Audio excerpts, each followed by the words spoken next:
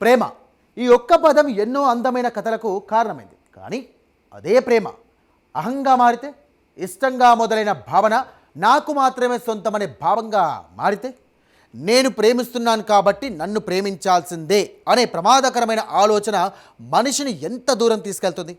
ఒక యువతి తన ప్రేమను అంగీకరించలేదు, అంతే. ఆ తిరస్కరణను భరించలేకపోయాడు ఓ యువకుడు. రోజులు గడిచే కొద్దీ అతడి మనసులో ప్రేమ కంటే కోపం ఎక్కువనే పెరిగింది. ఆ కోపం క్రమంగా కక్షగా మారింది. ఆ కక్ష కాస్త రక్తపాతానికి దారితీస్తుంది. అసలు ప్రేమ పేరుతో మొదలైనటువంటి ఈ వేధింపులు హత్యాయత్నం వరకు ఎందుకు వెళ్ళాయి? ఆ యువకుడు ముందుగానే ప్లాన్ చేసుకున్నాడా? ప్రేమను తిరస్కరించడం నేరమా, లేక తిరస్కరణను అంగీకరించలేకపోవడమే అసలు ప్రమాదమా? ప్రేమించలేదనే కారణంతో ఒక కుటుంబాన్ని రక్తసిక్తం చేయాలని చూసిన ఆ ఉన్మాద ప్రేమ కథ వెనుక ఉన్న షాకింగ్ నిజాలేంటి? అది తెలియాలంటే ఈ స్టోరీ మీరు చూడాల్సిందే.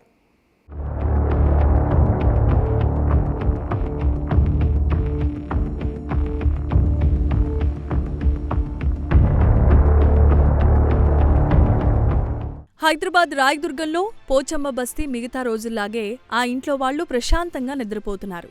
కానీ పక్కింట్లో ఉండే గోవర్ధన్ మనసులో మాత్రం మరో ప్లాన్ నడుస్తోంది. అదే ప్రాంతానికి చెందిన ఓ డిగ్రీ విద్యార్థినిని ప్రేమిస్తున్నానంటూ కొంతకాలంగా వేధిస్తున్న అతడు ఆమె నుంచి ఆశించిన స్పందన రాకపోవడంతో ఆగ్రహానికి లోనయ్యాడు. ప్రేమను వ్యక్తపరచడం వరకు బాగానే ఉన్నా ఎదుటివారి నిర్ణయాన్ని గౌరవించలేకపోతే అది ప్రేమ కాదు, ప్రమాదకరమైన మోజుగా మారుతుందని ఈ ఘటన మరోసారి గుర్తు చేసింది. యువతి తనను అంగీకరించలేదనే కోపంతో గోవర్ధన్ ప్రమాదకరమైన నిర్ణయం తీసుకున్నాడు.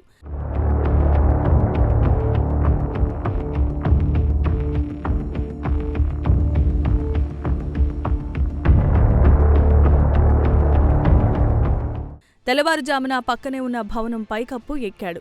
అక్కడ్నుంచి యువతి నివసిస్తున్న 2వ అంతస్తులోనికి చేరుకున్నాడు. ఇంట్లోకి అడుగుపెట్టిన వెంటనే యువతి అక్కను టార్గెట్ చేశాడు. గొంతుపై కత్తిపెట్టి అరిస్తే చంపేస్తా అంటూ బెదిరించాడు. ఇంట్లో ఉన్నవారిని భయభ్రాంతులకు గురిచేస్తూ తన ఉన్మాదాన్ని బయటపెట్టాడు. కూతుళ్ల అరుపులు విన్న తల్లిదండ్రులు సత్యనారాయణ, సుజాత అడ్డుకునేందుకు ప్రయత్నించారు. కానీ వారిపైన నిందితుడు కత్తితో దాడికి దిగాడు. అదే సమయంలో అక్కడే ఉన్న యువతిని కూడా విడిచిపెట్టలేదు. క్షణాల్లో ఇంట్లో పరిస్థితి ఉద్రిక్తంగా మారిపోయింది. రక్తపు మరకలు, కేకలు, భయంతో ఆ కుటుంబం ప్రాణాలు అరచేతిలో పెట్టుకుని పరుగులు తీసింది. అంతటితో ఆగలేదు. బాధితుల కేకులు విని అక్కడికి చేరుకున్న సత్యనారాయణ సోదరుడు అర్జున్పై కూడా నిందితుడు దాడి చేశాడు. అడ్డొచ్చిన వారినందరినీ గాయపరుస్తూ తన దాడిని కొనసాగించే ప్రయత్నం చేశాడు. దీంతో ఆ ఇంట్లో ఉన్న 5గురు గాయాల పాలయ్యారు.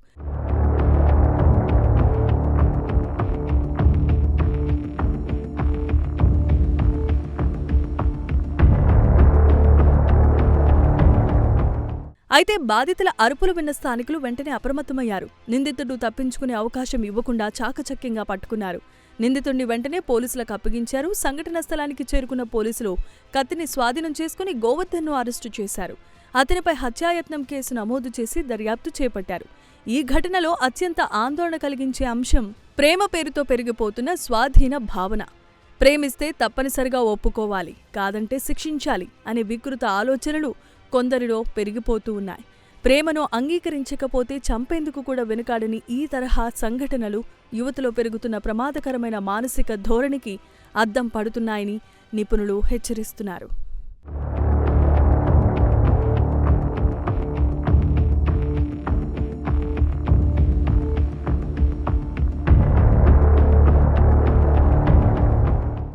ప్రేమ పేరుతో మొదలైన వేధింపులు చివరకు ఒక కుటుంబంపై కత్తి దాడి చేసే స్థాయికి చేరింది.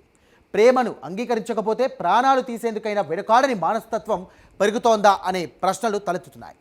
ఇక అదృష్టవశాత్తు ఈ ఘటనలో ప్రాణనష్టం జరగలేదు. కానీ ప్రేమ తిరస్కరణ, కోపం ఈ 3 కలిపి ఎంతటి ప్రమాదానికి దారితీస్తాయో రాయదుర్గం ఘటన మరోసారి గుర్తు చేసింది.